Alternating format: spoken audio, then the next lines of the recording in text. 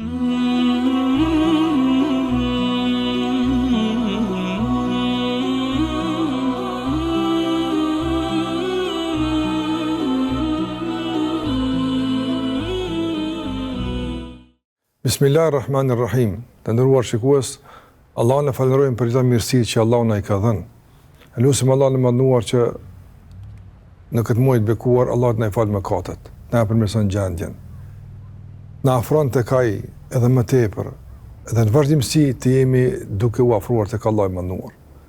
Nëse që Allah të përmirëson raportet tona mes vete, të mbretëron në familjet tona, në shtëpitë tona, në rrugët tona, në qytetet tona, në vendin tonë, siguria, rahatia, mirëqenia, bashkëpunimi, dhe në botën barë, lësë Allah në mënduar që ta qësën Allah gjellore këtë botë të razuar me lufta, me gjakderdhje, me lakmije, pangopsi, që ka ngarkuar jetë në njerëzve dhe ka bërë të jetë me vuajtje, të jetë me gjakderdhje, të jetë me frike, panik.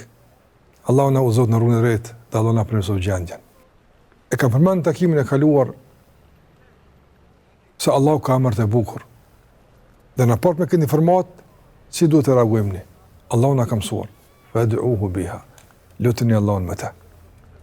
Dhe si përgjigje në këtë thirrje të Allahut, ne do vazhdojmë tutje inshallah të shpalosim emrat e ndryshëm të Allahut te barekuhu teala. Nuk ka disa njohuri të përgjithshme për atë emra, nga se ka nevojë shumë për të shpjeguar atë emra. E pastaj të bëjmë një ndërlidhje përmes emrit dhe lutjes. Si të lutim Allahun xhallahu me këtë emër dhe për çfarë kërkesa të lutim Allahun me këtë emër.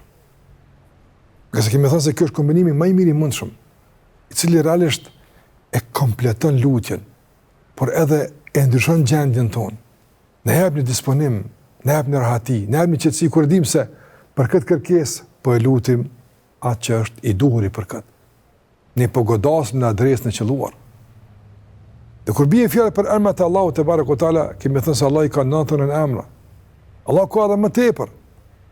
Por këtu i ka përmendur pejgamberi sa në kuadër të një lajmi të posaçëm që edhe këtë e kemi pranuar në takimin e kaluar. Mirë, kur do me fillu, pe kam i fillu. Po fillojmë pe ku Allahu ka filluar. Allah ka filluar Kur'anin në kuptimin e radhitës tashme që është me emrin e tij Allah. Bismillah. Bismillah ilah Allah. Elhamdulillah Allah. Madje kur ka numëruar Allahu emrat e tij ka thënë inna Allaha alimun hakim. Allahu është i gjithdijshëm dhe i urtë. Huwa Allahu alladhi la ilaha illa hu. Ai është Allahu i cili nuk ka zot që meriton të adhurohet pas tij, huwa al-malik, ai është pastaj sunduesi e kësaj radhë. Andaj dietar kanë se emri më i madh i Allahut është Allahu. Emri që realisht aludon gjitha emrat e tjerë është Allahu te barekuhu teala. Prandaj përfundon me emrin Allah. Disa kuptime rreth këtij emri dhe si me lut Allahun me emrin e tij e Allah. Me emrin e tij Allah. Të nderuar, dietarët e kanë diskutuar këtë çështje në kuptimin e emrit Allah dhe kanë përmendur se emri Allah e ka një rrënjë për ku realisht buron ky emër. Dhe nëse shikojmë në rrënjën e këtij emri çfarë kuptime ka? E kuptojmë edhe emrin Allah çfarë kuptimi ka. Ilah është esenca, baza e emrit Allah, ka disa kuptime. Kuptimi i parë është, do të thotë, ai që duhet shumë. Po në të kaluar ka përmendur arabët ilah ose ta'allaha, kanë përmendur se është përfshirë një dashuri të madhe.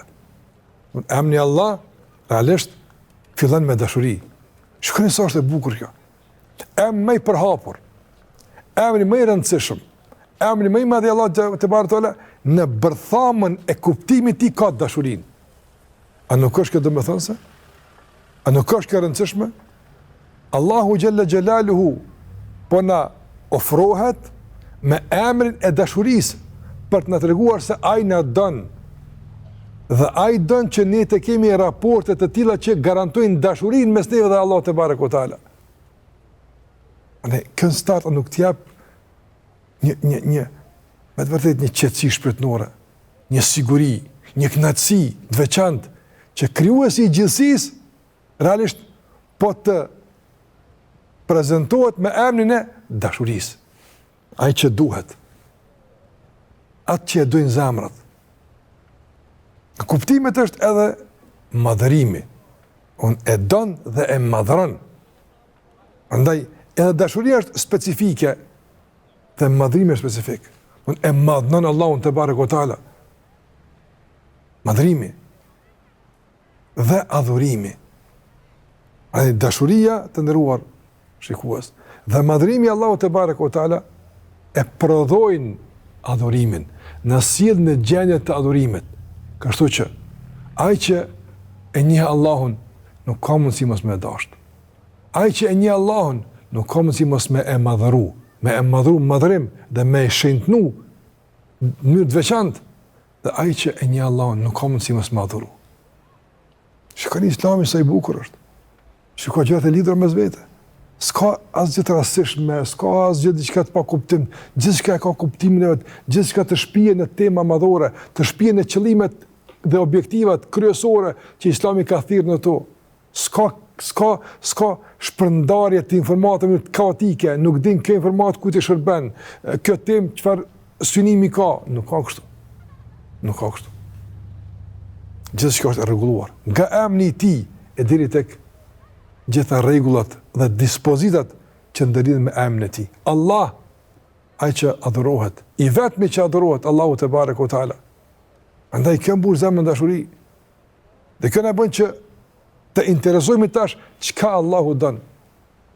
Meq ai është realisht që na është prezantuar me emrin e dashurisë, me emrin e lidhjes, me emrin e dashamirësisë. Wallahu çka thot? Wallahu yuridu an yatuba alaykum. Allah po don më u fal, po don më u fal. Allah nuk po don më u dënu. Çfarë mesazhe qarta të ndërruar shikues? Që të ndërtojmë në zemrat tona një kuptim të veçantë për emrin e Allahut. Një kuptim i cili sa e përmend emrin Allah, na shto dashuria. Sa e përmend emrin Allah, në rënqie dhe trupi nga madhërimi, dashuria dhe respekti. Sërë e përmendin emrin Allah, në kujtot sinceriteti, në kujtot pasimi pejgamberit alayhi salatu wassalam, me që këto dyja e në shtyllët e adhurimit. Adhurimi ka shtyllën e sinceritetit, vetëm për hir të Allahut. Dhe adhurimi e ka shtyllën e pasimit të pejgamberit, vetëm në rrugën dhe frymën e fesë e Muhamedit alayhi salatu wassalam. Emri Allah shiko sa na pasuron të ndëruar. E pastaj edhe kalojmë tek lutja. Me lutë Allahun me emrin Allah. Duke lutur Allahun xhallahu ala për gjitha këto kuptime. O Allah, na mbush zemrën dashuri për ty. O Allah, na bën nga robët e tu që ti i don. O Allah, na mbush zemrën madhërim ndaj teje. Madhërim i cili na ruan nga shkelja kufive tu. Madhërim i cili na mundson me madhru gjitha obligimet e tuaja, e mos i shpërfillim, mos i neglizhojmë. Madhrimi i cili na bën me dasht atë që ti e don. Madhrimi i cili na bën me urrejt atë që ti urren. O Allah, na mbush zemrat dashuri e madhrim që na bën pastaj të adhurojmë ty me zemrën tonë, me mendjen tonë, me gjuhën tonë, me trupin tonë, me gjithçka që kemi, të adhurojmë në mënyrë më të mirë të mundshme. O Allah, na jap sinqeritet. Na mundësot jemi nga pasues të pejgamberit alayhi salatu wassalam. O Allah, na mundësot që i dërguar e ju t'jam mësej shoku ti Muadhit, kur i tha, ja Muadh, inni le uhibbuk. O Muadh, dua ty, prandaj thuj pas çdo namazi, Allahumma a'inni ala dhikrika wa shukrika wa husni ibadatika. O Allah, më ndihmo me të përmend, me të falendëru, dhe më ndihmo Allah bukur me të adhuru. Jo vetëm adhurim, po adhurim i bukur në përmbushje të sinqeritetit, e pasimit, e shumë tjera. O Allah, na udhëzo me udhëzimin vetëm në rrugën tënde dhe vetëm në dorën tënde. O Allah, na mundëso që me i dashur ata që ti i don, e na ruaj nga e keqja atyre që ti nuk i don. Allah na përgjigj lutjet tona. E shumë kërkesa të tjera që mund dalin me emrin Allah, mrena të ndëruar, shikues, këtyre kuptime që i përmendëm më tani. Kuptime të dashurisë, madhnimit, adhurimit, pasimit të pejgamberit, sinqeritetit, vërtetësisë e shumë tjera që ndëlidhen me emrin e Allahut. Allahu na i pranoft adhurimet tona dhe agjërimin ton.